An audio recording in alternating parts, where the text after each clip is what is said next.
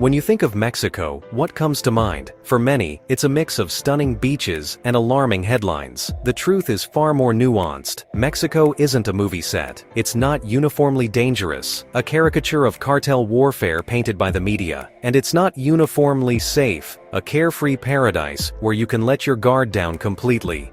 Understanding how to travel here safely comes down to three critical factors: timing, location, and behavior. Let me show you what I mean with a real-world example.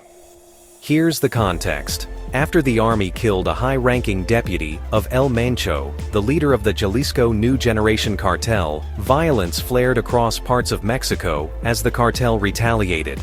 We saw roadblocks, vehicles torched, shots fired, and heavy deployments of security forces. This wasn't random, it was concentrated. Guadalajara and even parts of Puerto Vallarta were affected.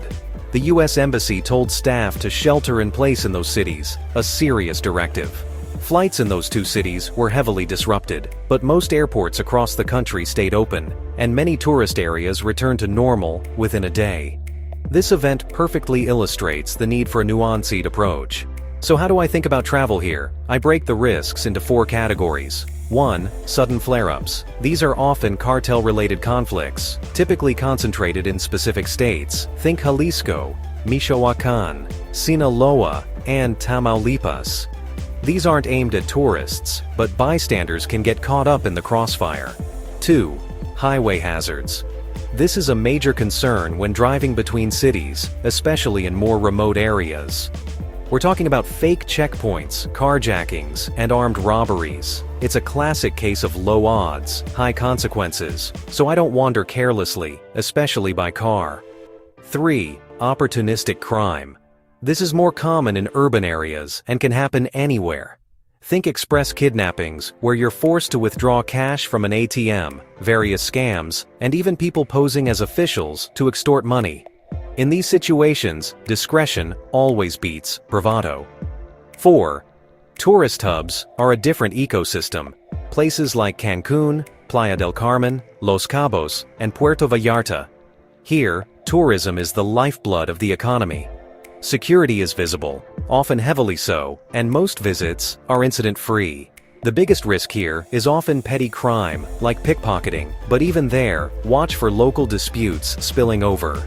During that flare-up, resorts in Puerto Vallarta briefly told guests to stay on property as a precaution.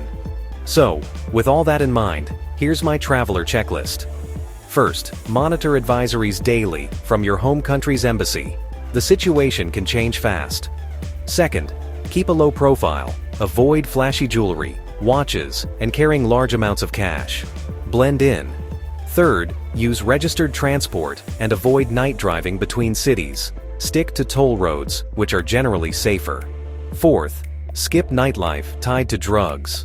The local drug trade is a primary driver of violence, and you don't want to be anywhere near it. And finally, know your embassy contacts.